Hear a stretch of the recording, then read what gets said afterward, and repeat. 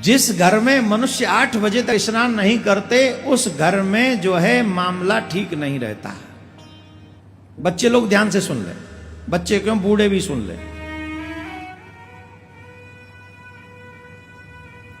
स्नान 5 प्रकार के होते हैं।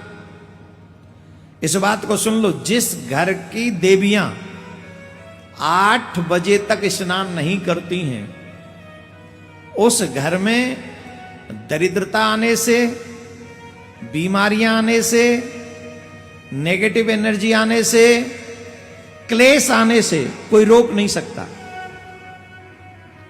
अधिकांश वही लोग बीमार आपको मिलेंगे जो आराम पसंद लोग होंगे, नहा लेंगे, हो जाएंगे। आप जाके देखिए वही ज्यादा बीमार मिलेंगे आपको जो कि आराम फरमा रहे हैं। हम इसलिए नहीं बोल रहे हैं, हम आपको बता रहे हैं कि आपने बीमारी के दरवाजे कहां कहां खोले। जिस घर की देवियां और मनुष्य भी इसी में इन्वॉल्व करो, मानवों को, पुरुषों को भी इन्वॉल्व करो।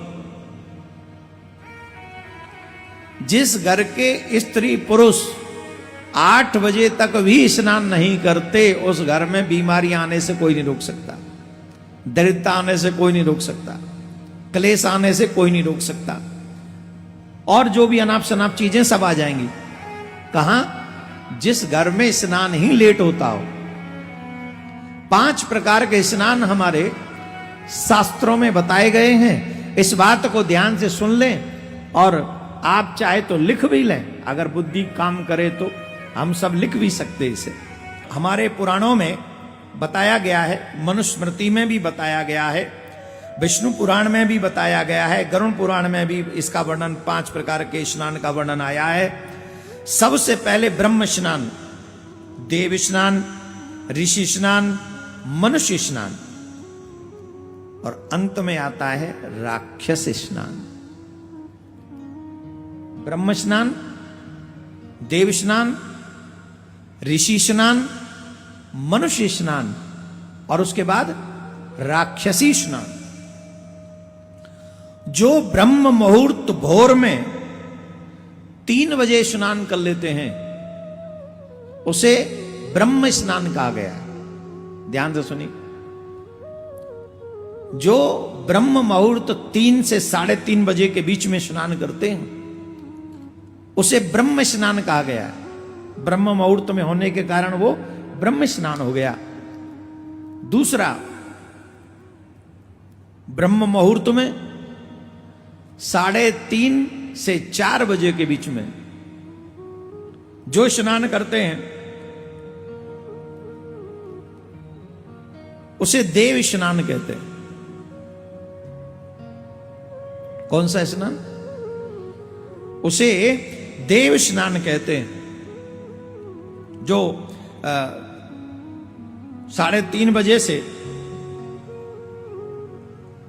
4, 4:30 बजे तक स्नान कर लेते हैं। एक बात और ध्यान से सुन लो, सारी पॉजिटिव एनर्जी इन 2 स्नानों में भरी पड़ी है। 3 से 3:30 और 3:30 से 4:30, ऋषि स्नान और देव स्नान। जितना भी आप भजन पूजा पाठ करते हो, अगर इतने बजे स्नान करने के बाद आपने कोई साधना की तो उसका हजारों गुना ज्यादा फल आपको प्राप्त होता है। और आप जो कहते हैं ना, मन नहीं लगता, मन नहीं लगता, मन दौड़ के उसमें लग जाता है, दौड़ के मन लगता है उसमें। जो लोग सूर्योदय के समय 5 बजे से 6 बजे के बीच में स्नान करते हैं उन्हें ऋषि स्नान कहा गया। यह ऋषि स्नान 5 बजे से 6 बजे के बीच में, इसे ऋषि स्नान कहा गया। इससे भी तमाम रिद्धि सिद्धि और भगवत कृपा प्राप्त होती है। इसके बाद में 6 बजे से लेकर 8 बजे तक मनुष्य स्नान कहा गया।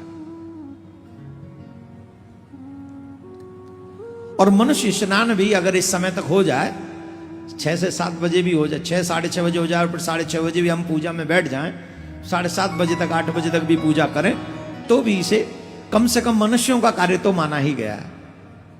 तेरा क्या होगा रे 8 बजे तक सोने वाले भालिया। उन लोगों का क्या होगा जो 8 बजे तक सोते ही रहते हैं, नहाएंगे कब? और मोस्टली 8 बजे के बाद ही लोग स्नान करते हैं, जिसे राक्षसी स्नान कहा गया। कौन सा स्नान? बताओ ईमानदारी से, तुम्हारे घर में कितने लोग राक्षसी स्नान करते हैं? मोस्टली लोग राक्षसी स्नान कर रहे हैं आज का मनुष्य। और फिर कह रहे हैं हम बीमार बहुत रहते हैं, हमारे घर में बरकत नहीं है, हमारे घर में ये नहीं है, हमारे घर में ये नहीं। आप याद रखो, जो लोग सुबह ब्रह्म मुहूर्त में स्नान करते वो बीमार बहुत कम पड़ते, ना के बराबर। आप देख लो उनकी जी, और वो ज्यादा जीते हैं।